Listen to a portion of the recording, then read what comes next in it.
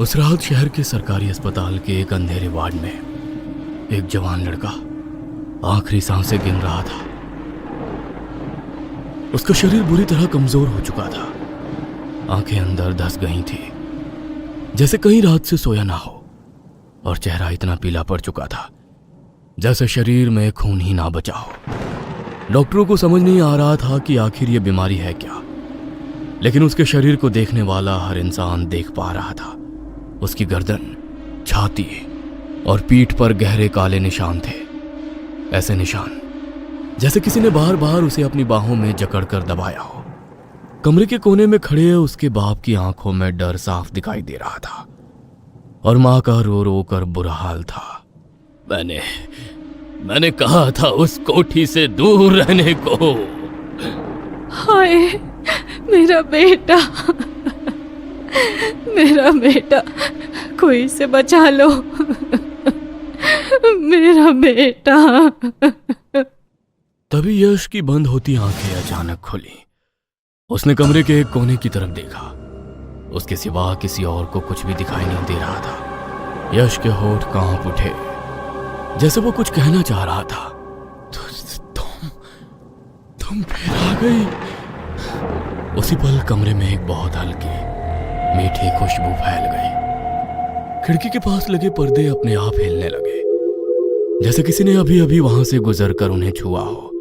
और फिर यश के होठों से एक आखिरी चीख निकली।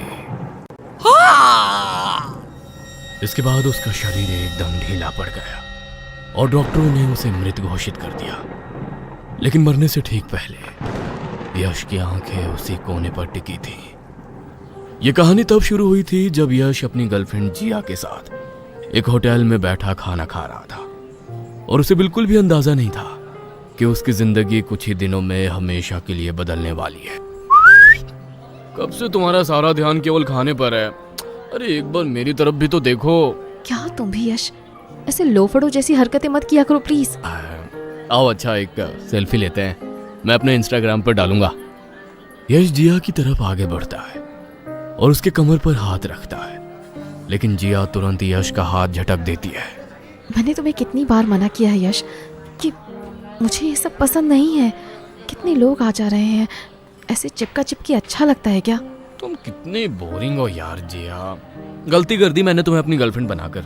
सीटी मत बजाओ, आंख मत मारो, कंधे पर हाथ मत रखो, यहाँ मत छुओ, वहां मत हाथ लगाओ। तुम क्या भजन करने के लिए मेरी जेब बनी हो?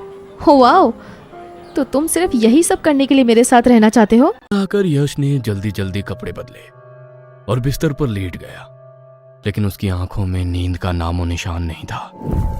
रह रहकर जिया का हाथ झटकना उसे याद आ रहा था। अचानक उसे पास के कमरे में माँ बाप के बात करने की आवाज सुनाई देती है। सुनिए जी, क्या फिर उसी कोठी के चक्कर में गांव जा रहे हैं?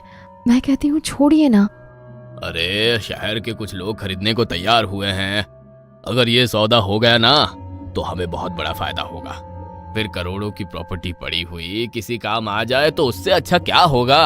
लेकिन फिर भी मुझे लगता है बंद दरवाजे के पीछे जो है उसे क्यों बाहर का रास्ता दिखाना। जाने दीजिए ना।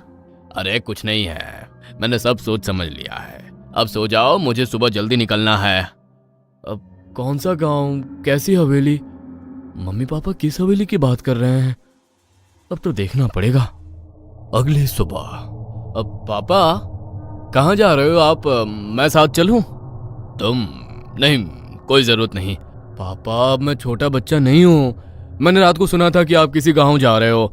मुझे भी पुरानी हवेली देखनी है। वेकेशन चल रहे हैं, यहाँ पर खाली ही तो हूँ। पूरा दिन माँ की चिक चिक सुनने से अच्छा आपके साथ चल लूं।